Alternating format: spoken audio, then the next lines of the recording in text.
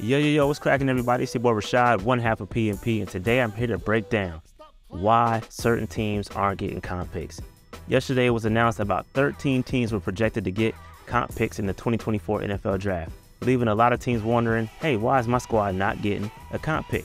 Today I'm here to answer, or attempt to answer, some of those questions. All right, now before we get into it, hit that like button, subscribe button, notification bell, get in the comments, all that. Let me know what's good. I'm trying to help the algorithm pick up your boys. If you want to support the channel even further, go to underdogfantasy.com, sign up using that code PNP. All right, so what is a comp pick? A comp pick is short for compensatory pick.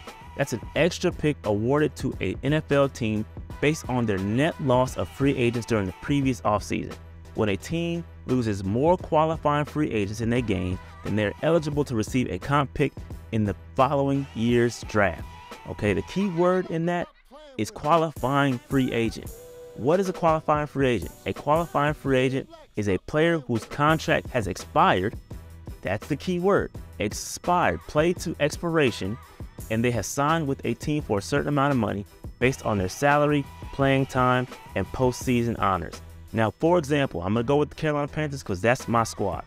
We did not get a comp pick for Christian McCaffrey. We did not get a comp pick for DJ Moore. Why is that? It's because those guys were traded. They did not play to the expiration of their contract. Okay, we only have one gentleman that played to the expiration of their contract, and that man's name is Sam Darnold. So we were eligible to get a comp pick for Sam Darnold, and that in turn was X'd out due to us signing another free agent. I'll talk about that a little bit later.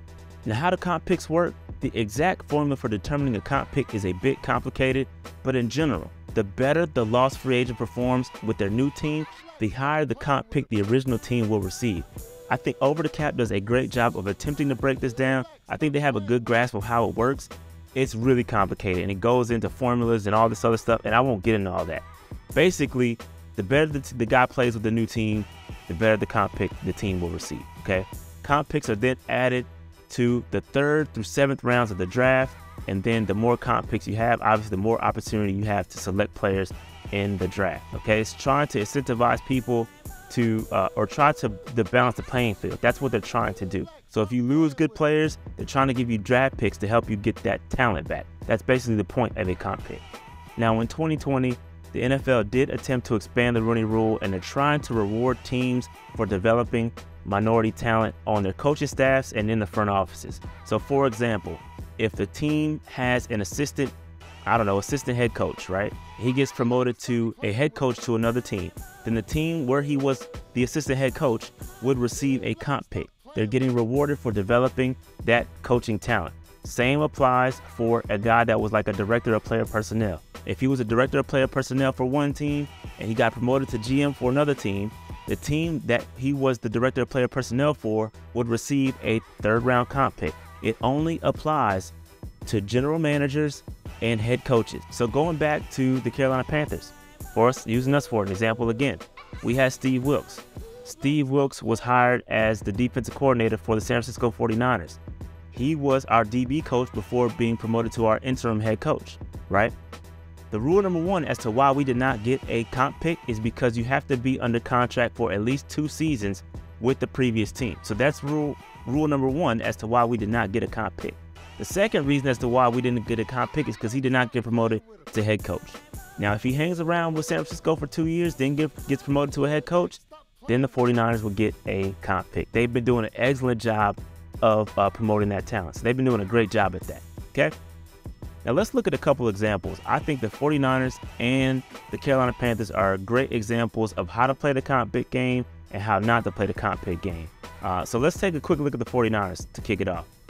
The 49ers are projected to get 2 3rd-round picks, 2 5th-round picks, and 1 6th-round pick for next year's draft, okay? Let's get it kicked off with the coaches, right? The Miko Ryans. They lost the Miko Ryans to the Houston Texans. They're going to get a 3rd-round pick for that.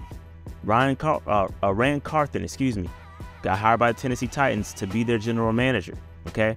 So that's 2 3rd-round comp picks for them already. Now on the screen, we're going to put the San Francisco 49ers qualifying free agents and then the qualifying free agents gain, which kind of cancels out what they were projected to get. And again, nobody really knows the formula. That's why this is all projection. So you may see an additional 3rd or 6th round pick here or there. Nobody really knows until it gets awarded.